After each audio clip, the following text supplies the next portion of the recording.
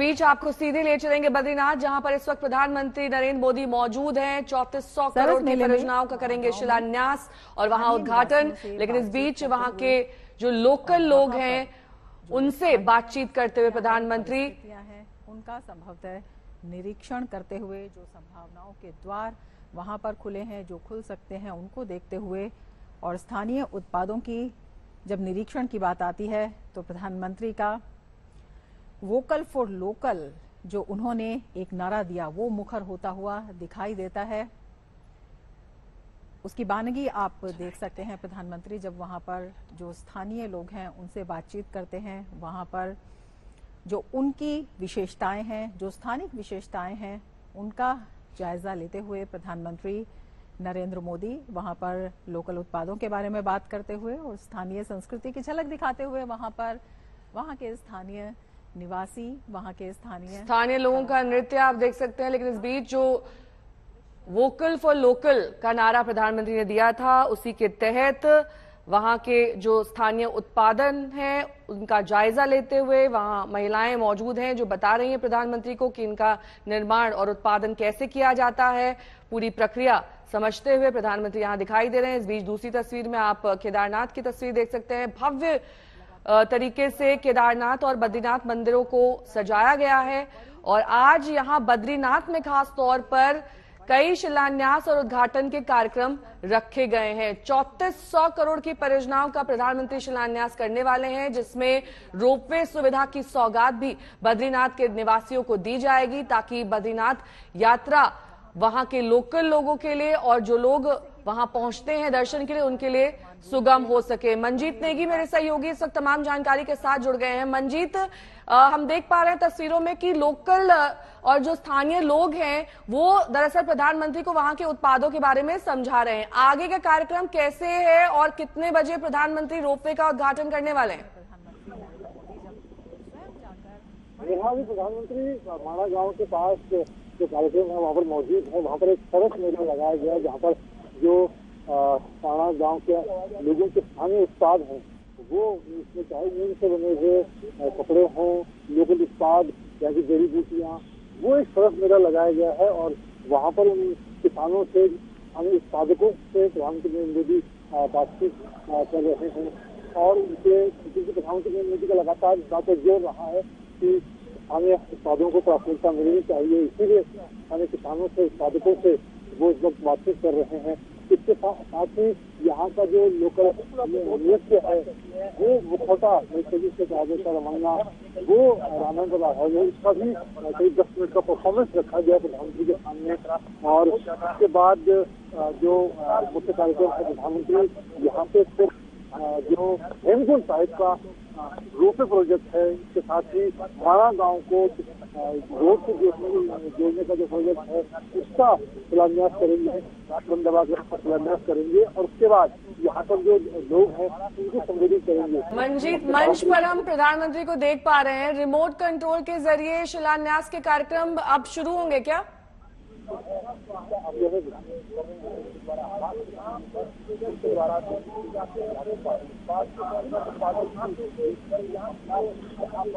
मंजीत, आप मुझे सुन पा रहे हैं? जाता है जी हाँ। प्रधानमंत्री अब जो हेमकुंड साहब का रोपवे प्रोजेक्ट है उसको इसका उद्घाटन कर रहे हैं। इसके साथ ही माणा गांव को जो रोड से जोड़ने का प्रोजेक्ट है और ऑल ओवर द रोड जो कि चारों को जोड़ने का काम करेगी बद्रीनाथ और यहाँ आखिरी गांव जो ये सीमांत गांव है वहाँ उसको जोड़ने का ये प्रोजेक्ट है। इसके साथ ही पूरा जो मास्टर प्लान है माणा गांव और बद्रीनाथ के आसपास उससे ये प्रोजेक्ट है। हालांकि आज एक वाइब्रेंट गांव का प्रोजेक्ट था वो भी प्रधानमंत्री मोदी ने इसके हस्तक्षेप रखे हैं और इसके साथ ही अब लोगों को भी संबोधित प्रधानमंत्री नरेंद्र मोदी करेंगे। और क्योंकि इस वक्त प्रधानमंत्री ने यहाँ पर केदारनाथ का रुख किया है और अब क्योंकि केदारनाथ में अगर आप देखें तो वहाँ पर जो केदारनाथ के पुनर्निर्माण का काम 2013-14 से लगभग पूरा होने वाला है और ऐसे में अब प्रधानमंत्री नरेंद्र मोदी के फोकस में बद्रीनाथ की पूरी बद्रीनाथ घाटी और माणा गांव फोकस में, इसीलिए आज यहाँ पर समय निकाल कर यहाँ मौजूद हैं। और आज यहाँ पर इनके रुकने का भी कार्यक्रम है। यहाँ पर जनसभा को संबोधित करने के बाद प्रधानमंत्री नरेंद्र मोदी स्थानीय प्रशासन के साथ, राज्य सरकार के साथ, अधिकारियों के साथ बैठकर पूरे मास्टर प्लान और जो निर्माण के काम यहाँ पर शुरू हुए हैं तो उसका जायजा भी लेंगे। उसके साथ एक यहाँ पर प्रेजेंटेशन बनाया गया है, जहाँ पर प्रधानमंत्री को प्रेजेंटेशन दिखाया जाएगा। उसकी समय सीमा प्रधानमंत्री ने तय की है। और यहाँ पर ये बताना जरूरी है कि हम लगातार इस बात को कहते हैं कि वो जिस प्रोजेक्ट का शिलान्यास करते हैं उसका वो रिबन भी काटते हैं, उद्घाटन भी करते हैं। और ये महत्वपूर्ण इसलिए है कि 2024 में चुनाव से पहले प्रधानमंत्री नरेंद्र मोदी दोबारा बद्रीनाथ आएंगे और उस वक्त बद्रीनाथ का जो मास्टर प्लान है, माणा गांव के जो प्रोजेक्ट है, उसका वो उद्घाटन करेंगे।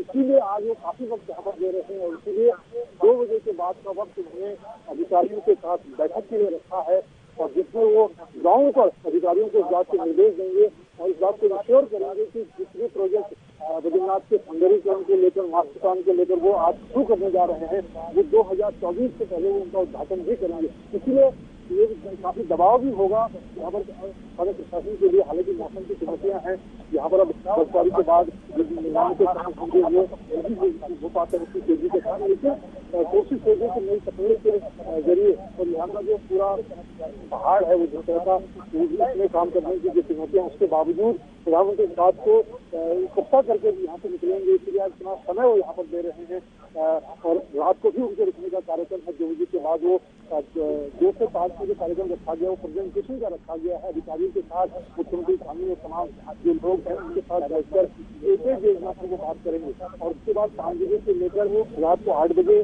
का कार्यक्रम अभी दोबारा जानकारी है। मुझे पहले ये कहा गया था कि प्रधानमंत्री नरेंद्र मोदी हो सकता है वापस जाने, लेकिन अभी कहा जा रहा है कि वो आज रात्रि विश्राम यहाँ पर करेंगे। 5 बजे के बाद फिर वो बद्रीनाथ मंदिर में रात की जो शयन आरती है और उसमें भी शामिल होंगे। लेकिन उनका ज्यादा फोकस इस बात पर होगा कि आज वो यहाँ पर रात को रुककर जो जितने भी विकास और निर्माण के काम वो शुरू करने जा रहे हैं उनको वो पूरा करने की का भी निर्देश अधिकारियों को देंगे। ये जो माणा गांव जिसका चुनाव किया गया है इतने बड़े और भव्य कार्यक्रम के लिए, दरअसल इसकी महत्वता क्या है? अगर इसकी धार्मिक और पौराणिक महत्वता पर गौर करें तो क्या बताएंगे आप मंजीत? नेहा, मैं दिखाना चाहूंगा ये आखिरी सीमांत गांव है और अगर आप पूरे बद्रीनाथ और माणा गांव को देखें तो ऐसी पौराणिक परंपरा है कि ये सतयुग, हमारे जो 4 धाम है उसमें बद्रीनाथ धाम को सतयुग का धाम माना जाता है। कहा जाता है कि भगवान विष्णु ने नारायण रूप में यहाँ पर तपस्या की थी, इसलिए उस काल के बहुत सारे प्रमाण यहाँ पर मौजूद हैं। नर नारायण पर्वत मौजूद है जिसके तलहटी में भगवान बद्रीनाथ विराजमान हैं। और अगर माणा गाँव को आप देखें तो माणा गाँव के आगे मैं आपको दिखाना चाहूंगा, कैमरामैन मदन से बताऊंगा, गाँव के आगे गणेश गुफा है, उसके आगे और उस काल से जुड़े हुए यानी कि सतयुग से जुड़े हुए बहुत सारे चीजें हैं। कहा जाता है कि भगवान वेद व्यास ने यहाँ पर पुराणों की रचना की, महाभारत यहाँ पर लिखा गया। गणेश जो गुफा है वहां पर वेद व्यास ने के उच्चारण से को भगवान गणेश जी ने अपनी कलम से लिखा और यहाँ पर उनकी रचना हुई, उसके प्रमाण यहाँ पर नजर आते हैं। इसलिए जो भी लोग भगवान बद्रीनाथ के दर्शन के लिए तीर्थयात्री यहाँ पर पहुंचते हैं वो आगे माणा गांव जरूर जाती है।